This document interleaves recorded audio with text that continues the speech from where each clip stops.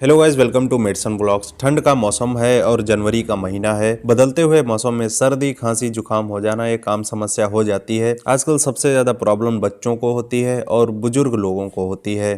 बदलते हुए मौसम में कई तरह के वायरल इन्फेक्शन हो जाते हैं और वायरल इन्फेक्शन होने के साथ साथ बैक्टीरियल इन्फेक्शन भी होने लगते हैं, जिनसे हमें बचना चाहिए। अगर हो जाता है तो हमें उसका अच्छे से इलाज करना चाहिए। सबसे पहली बात, आपको ठंडी हवा से बचना चाहिए, ठंडे पानी से बचना चाहिए और जितने भी कोल्ड ड्रिंक्स होते हैं, लिक्विड फ्लूइड्स होते हैं, उनसे दूरी बना के रखनी चाहिए। आपको गर्म पानी पीना चाहिए। अगर गले में हल्की खराश महसूस हो रही है या फिर खांसी आने लगी है नॉर्मल, तो आपको गुनगुने पानी में नमक डालकर गरारा करना चाहिए सुबह शाम।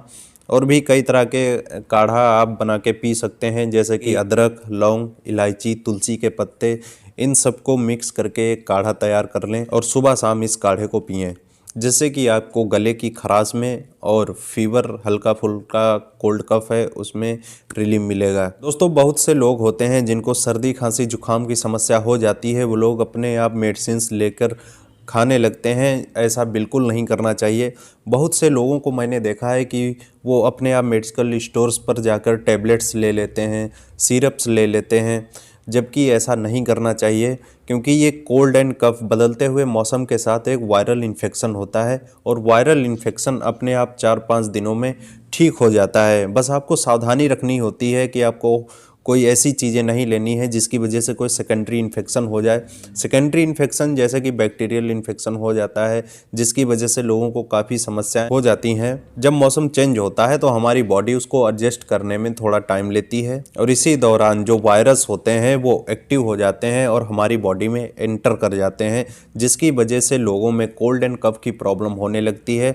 ये कोई ज़्यादा विशेष घबराने वाली समस्या नहीं होती है, लेकिन अगर आप लापरवाही करते हैं, ध्यान नहीं देते हैं, टाइम से मेडिसिन्स नहीं लेते हैं, तो आपको ज़्यादा प्रॉब्लम हो सकती है। चेस्ट कंजेशन हो सकता है, ज़्यादा खांसी आने लगती है, स्पुटम बनने लगता है और फीवर आने लगता है और भी कई तरह की समस्याएं हो सकती हैं। तो इन सब से बचने के लिए आपको अपने हेल्थ प्रोफेशनल से संपर्क करना चाहिए और डॉक्टर से एडवाइस ज़रूर लेनी चाहिए। कोई भी मेडिसिन लेने से पहले आपको अपने फार्मासिस्ट से सलाह ज़रूर लेनी चाहिए। अगर आप किसी मेडिकल स्टोर पे जाते हैं, आप ऐसे लोगों से मेडिसिन लेते हैं जो नॉन रजिस्टर्ड हैं, वो फार्मासिस्ट नहीं है, या फिर और भी हेल्थ प्रोफेशनल्स होते हैं जिन्हें कोई जानकारी नहीं होती है, आप वहाँ पर मेडिसिन लेने जाते हैं, वो आपको मेडिसिन्स तो दे देते हैं, लेकिन आपको भी जानकारी नहीं होती ये मेडिसिन किस बीमारी में दी जाती है, कब दी जाती है। कई सारी क्राइटेरियाज होते हैं, कंडीशन होते हैं जिसमें मेडिसिन्स नहीं देनी चाहिए और कम मेडिसिन्स देनी चाहिए।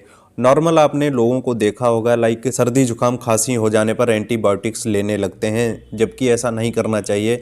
ये एक वायरल इन्फेक्शन होता है, कोल्ड एंड फ्लू, इसमें एंटीबायोटिक्स की ज़रूरत नहीं होती है। अगर फिर भी आप एंटीबायोटिक्स लेते हैं तो आपको कोई फ़ायदा नहीं होने वाला है। इसमें जो सर्दी खांसी जुकाम होता है, कोल्ड कफ होता है, वो अपने आप 2-4 दिनों में ठीक हो जाता है। बस आपको थोड़ी सावधानी रखनी होती है। आप घर पर ही कोल्ड एंड फ्लू का इलाज कर सकते हैं। जैसे कि अगर आपको फीवर आने लगा है तो आपको नॉर्मल पैरासीटामोल गुनगुने पानी के साथ लेनी चाहिए। अगर ज़्यादा तेज़ फीवर आ रहा है तो पैरासीटामोल आप 650 mg की एक गोली ले सकते हैं हर 6 घंटे पर। अगर नॉर्मल फीवर है, सर्दी जुकाम है, तो आप 500 mg की पैरासीटामोल ले सकते हैं। और भी कई तरह की कफ सिरप आती हैं, एंटी एलर्जिक मेडिसिन आती हैं, उनको भी आप इलाज में शामिल कर सकते हैं।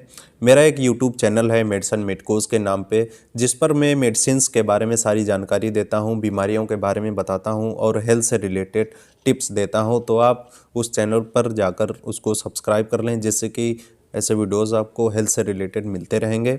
और दवा की जानकारी के अभाव में आपको जो समस्याओं का सामना करना पड़ता है, साइड इफ़ेक्ट झेलने पड़ते हैं, तो साइड इफ़ेक्ट से बचना बहुत ज़रूरी होता है।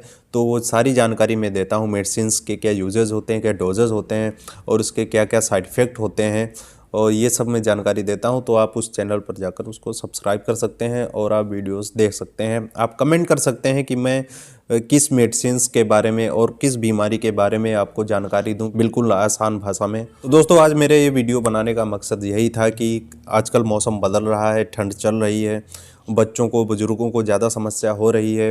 हर घर में कोई ना कोई बुज़ुर्ग होता है, बच्चे होते हैं, छोटी सी छोटी लापरवाही बड़ा रूप ले लेती है। इसीलिए आपको कोई भी मेडिसिन देने से पहले आपको अपने हेल्थ प्रोफेशनल से एडवाइस ज़रूर लेनी चाहिए। तो दोस्तों आज के लिए इतना ही, मिलते हैं नेक्स्ट वीडियो पे। ऐसे ही आप मेरे वीडियोस देखते रहिए, चैनल को सब्सक्राइब करते रहिए और शेयर करते रहिए अपने दोस्तों में, जिनसे कि उनको भी इंफॉर्मेशन मिलती रहे।